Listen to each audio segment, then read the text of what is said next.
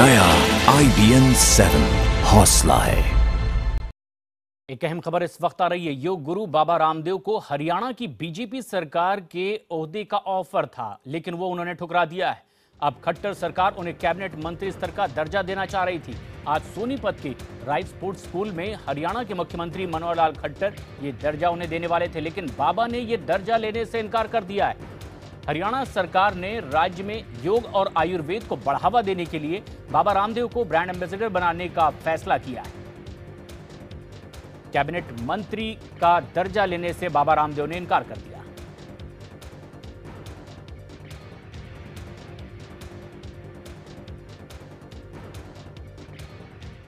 तो जब प्रधानमंत्री हमारे हैं, सारी कैबिनेट हमारी है और हरियाणा के सीएम हमारे हैं, यहाँ की कैबिनेट हमारी है, तो भैया बाबा को बाबा ही रहने दो।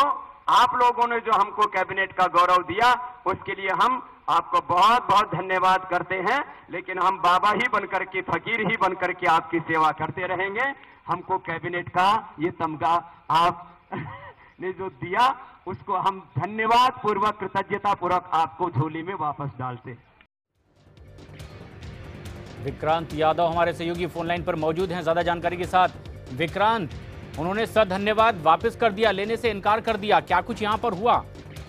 देखिए, बाबा रामदेव से जिस समय ये कहा गया था कि बाबा रामदेव को बनाया जाएगा, पिछले कुछ दिनों पहले ये खबर आई थी जिसमें हरियाणा सरकार ने घोषणा की थी, जिसके बाद से कुछ लोग सवाल भी उठा रहे थे विरोधी। और बाबा रामदेव का कहना है कि वो नहीं चाहते कि इस मामले में किसी तरह का कोई सवाल उठे, और यही कारण है कि वो चाहते हैं कि राज्य में केवल योग और आयुर्वेद का वो प्रचार प्रसार कर सके, और उसके लिए उन्हें किसी दर्जे की जरूरत नहीं है। जो सरकार ने उन्हें सम्मान दिया उसको वो फिर पूरा स्वीकार करते हैं, लेकिन जो कैबिनेट मंत्री का दर्जा है वो स्वीकार नहीं करेंगे। जाहिर है कहीं ना कहीं बाबा ये जानते हैं कि अगर वो ऐसा करते तो उनके विरोधी जो है वो उन पर सवाल उठा सकते थे, और वैसे भी स्टेट गेस्ट का उन्हें दर्जा ऑनर दिया गया है कि बाबा जब भी स्टेट में आएंगे वो स्टेट गेस्ट के तौर पर रहेंगे। इसके अलावा पूरे राज्य में योग और आयुर्वेद के लिए एक MOU भी साइन हुआ है, तो एक तरह से बड़ी घटना है यहाँ हरियाणा के लिए। पतंजलि योगपीठ के साथ हरियाणा सरकार का ये MOU हुआ है, लेकिन राजनीतिक विवादों से बचने के लिए बाबा ने ऐसा कदम उठाया लगता है। विक्रांत, किस तरह का MOU है? क्या कुछ इसके तहत किया जाएगा भविष्य में, ये साफ हो पाया है? कि हम कोई भी गलती कर सकते हैं, हमारी गलतियों को ठीक करने का काम वास्तव में यदि कोई कर सकता है तो ये सन्यास परंपरा में रहने वाले लोग, ये ऋषि परंपरा में रहने वाले लोग कर सकते हैं।